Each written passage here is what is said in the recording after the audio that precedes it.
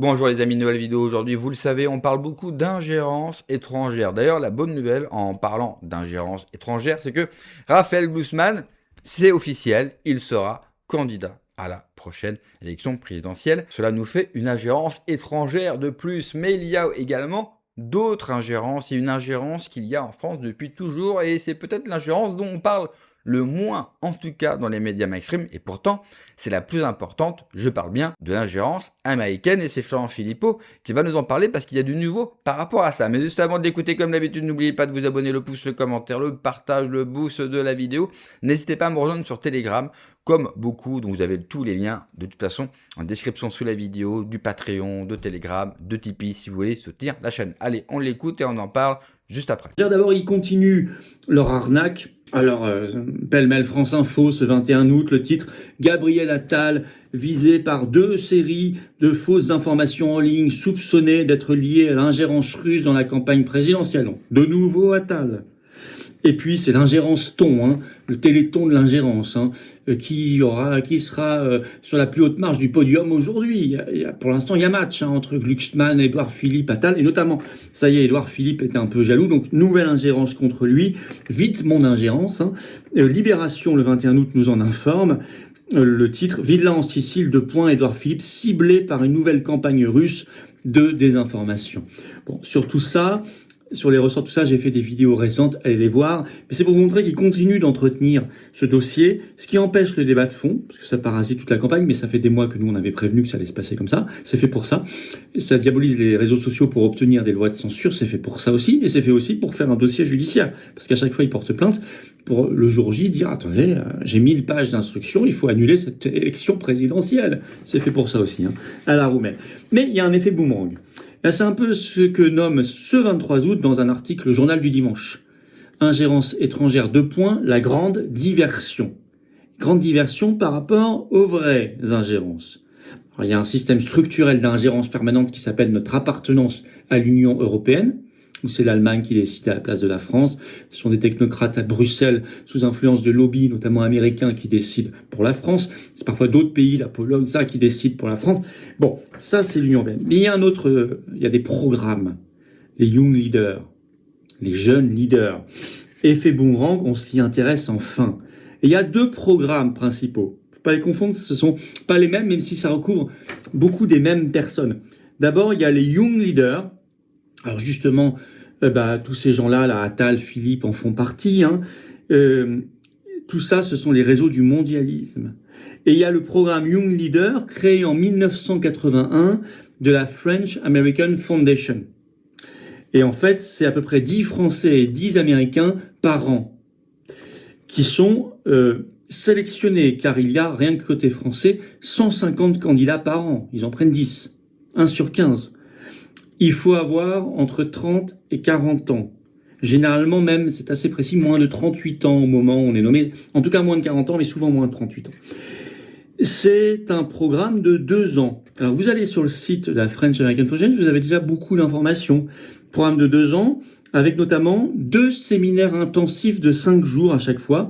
L'un en France, l'un aux États-Unis. Je cite, tout est pris en charge. N'inquiétez pas, c'est la maison qui régale. Et c'est aujourd'hui déjà un réseau de 600 à 700 personnes, nous dit-on, et vous devenez ensuite réellement membre. Voilà. Alors évidemment, on va y revenir. Je vais vous donner les noms de Français dans un instant, mais je vais d'abord vous expliquer le deuxième grand programme qui est très très très puissant aussi, qui monte même en puissance, c'est celui du Forum économique mondial de Davos.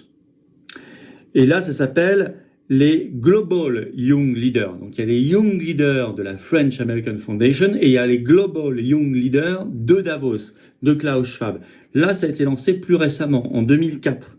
Mais en fait, ça fait suite au premier programme qu'avait lancé Schwab dès 1992, qui s'appelait les Global Leaders for Tomorrow, les leaders mondiaux pour demain, dirigeants mondiaux pour demain. Et il se trouve qu'il a harmonisé avec les Young Leaders, mais lui, il les appelle les Global Young Leaders, les jeunes dirigeants mondiaux. Ceux qui ont suivi notre direct de vendredi dernier, parce que vous savez qu'on est en direct sur cette chaîne tous les vendredis à 19h, on y sera le vendredi prochain aussi, bien sûr, direct d'actualité et questions-réponses, c'est interactif. Venez si vous ne connaissez pas. On a parlé de Phoebe Gates, la fille de Bill Gates, dont le Washington Post vient de révéler qu'elle est inscrite dans un cours secret qui est en ligne nulle part de Stanford, université très prestigieuse américaine, qui s'appelle « Comment diriger le monde ». Ils sont sélectionnés et c'est 12 personnes par an. C'est un peu le même délire, comment diriger le monde. Car si vous allez sur le site webforum.org, donc le site des Young Leaders de Davos, ils disent que c'est pour, je cite, améliorer l'état du monde, avec 100 à 120 nouveaux membres par an. Il faut là aussi avoir moins de 40 ans. Il y a des modules académiques, il y a 3 ans de programme. Attention, vous voyez, tout ça, ce sont des vraies formations à côté. Et il y a même un sommet annuel des Young Global Leaders qui se réunissent. Et c'est aujourd'hui, disent-ils, ils se vantent une communauté de plus de 1400 membres. Donc ils sont plus nombreux même que les Young Leaders de la French American Foundation, parce qu'ils forment plus de monde chaque année. C'est normal, parce que la French American Foundation, il faut être français ou américain. Là, c'est tous les pays du monde. Alors, on va citer quelques noms internationaux, ça va vous amuser. Par exemple, l'ancienne Premier ministre de Nouvelle-Zélande, Jacinda Ardern. Vous savez, la dingo qui mettait tout le monde sous cloche, sous clé, sous confinement pendant le Covid et sous injection. Young Global Leaders. Justin Trudeau, qui était dirigeant du Canada, qui avait pourchassé les convoyeurs de la liberté, les camionneurs qui refusaient l'injection obligatoire, qui les avaient traités de terroristes avant qu'ils se cachent lui-même pendant 2 semaines.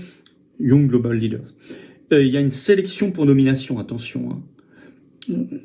Tout ça, c'est totalement opaque.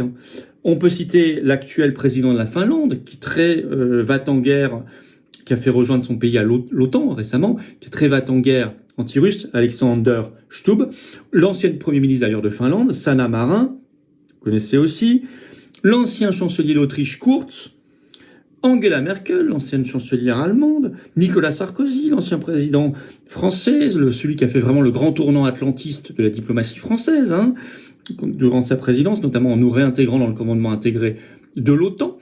Et puis vous avez l'actuelle Annalena Baerbock, qui est l'actuelle ministre allemande des Affaires étrangères, voilà, très va-t-en-guerre aussi, et bien Young Global Leaders. Et puis on va aller côté français. D'abord, le premier programme. Les Young Leaders de la French American Foundation. Un certain, alors promotion 2012, vous avez un certain Emmanuel Macron. 5 ans avant qu'il arrive à l'Élysée, avant même qu'il soit ministre, quand il est nommé en fait secrétaire général adjoint de l'Élysée. 1 an avant lui, promo 2011, vous avez eu un certain Édouard Philippe. Édouard Philippe, promotion 2011. Vous inquiétez pas, Attal n'est pas en reste, je vais en parler dans un instant. Vous voyez, c'est programmé depuis longtemps, car là, on parle de l'élection de 2027, 16 ans avant. François Hollande, il avait été en 96, président 2012. Alain Juppé en 71. Bon, il a été Premier ministre et président du Conseil constitutionnel, mais il n'a pas réussi à être président. Amélie de Montchalin, 2018, actuelle dirigeante de la Cour des comptes, nommée par Macron. Jean-Noël Barrot, 2020, aujourd'hui ministre des Affaires étrangères, va-t-en-guerre. Najat Vallaud-Belkacem, 2006, qui vient d'être nommée à Cour des comptes, qui a été ministre, tout ça. Valérie Pécresse, 2002, candidate la dernière fois à la présidentielle pour son parti, présidente aujourd'hui du Conseil régional d'Île-de-France. Pierre Moscovici, ministre, commissaire européen surtout, 96. Bernard Guetta, 81 déjà, aujourd'hui eurodéputé macroniste. Puis pendant longtemps, il a officié pour nous expliquer l'européisme sur France Inter tous les matins. Maël de Calan, vous le connaissez peut-être pas très bien, depuis 2018. Pourquoi je vous le cite? Parce qu'il vient d'être nommé porte-parole pour la campagne d'Édouard Philippe. Il y en a d'autres. Alors le second programme, celui du Forum de Davos, Forum économique mondial de Davos, Macron, alors lui il est partout, là c'est promo 2016, juste avant la présidence, Sarkozy, je vous l'avais dit, Attal, voilà, il fallait pas qu'il soit jaloux de Philippe parce qu'il y est, promo 2020. Voilà, Édouard Philippe aussi, bien évidemment, puisque il était en 2018. Vous trouvez le PDG de Moderna, qui est un Français, Stéphane Bancel, PDG de Moderna, qui vient de déposer l'injection ARN messager combinée grippe Covid, acceptée en juin dernier par la Commission européenne. Eh bien, Young Global Leaders. Vous avez d'ailleurs le patron d'AXA aussi, Thomas Buberl. Vous avez Amélie de Montchalin qui est là aussi. Voilà.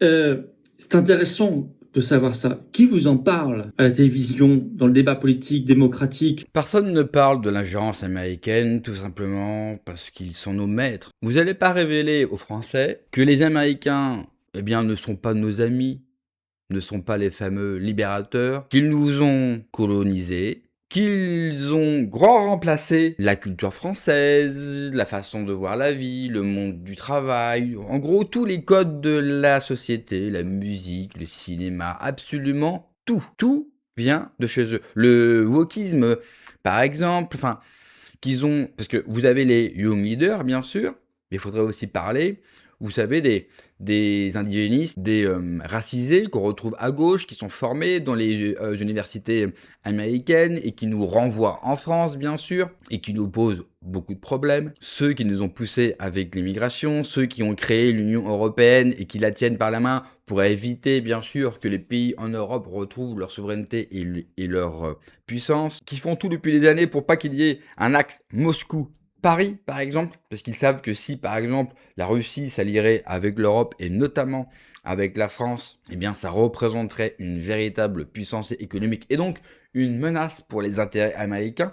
Vous voyez, il n'est pas bon d'en parler. Même François Mitterrand en parlait d'ailleurs dans sa biographie qui est sortie tout juste après sa mort. La France ne le sait pas, mais nous sommes en guerre avec l'Amérique. Oui, une guerre permanente, une guerre vitale, une guerre économique, une guerre sans mort, apparemment. Oui, ils sont très durs, les Américains. Ils sont voraces, ils veulent un pouvoir sans partage sur le monde. C'est ça qu'on devrait enseigner à nos enfants à l'école. C'est ça qu'on devrait enseigner aux Français. En fait, la plus grande difficulté aujourd'hui, c'est que le peuple français n'est plus vraiment français. C'est une sorte d'Américain européanisé. Enfin, c'est un mélange de tout, mais en tout cas, le français d'aujourd'hui n'est plus le français tel qu'on l'imagine. Et nous, souverainistes, on parle beaucoup, évidemment, de Frexit, d'une sortie de l'Union européenne. Moi, je parle également beaucoup d'identité. Je pense que les deux sont liés. Sortir de l'Union européenne, oui, sortir de la colonisation américaine qui ne se voit pas et qui ne dit pas son nom, est tout aussi, voire plus, vital pour que les Français et la France ne disparaissent pas. Merci d'avoir regardé la vidéo, les amis. N'oubliez pas, comme d'habitude, de vous abonner, le pouce, le commentaire, le partage, le boost de la vidéo. Prenez soin de vous, que Dieu vous protège. Allez, ciao.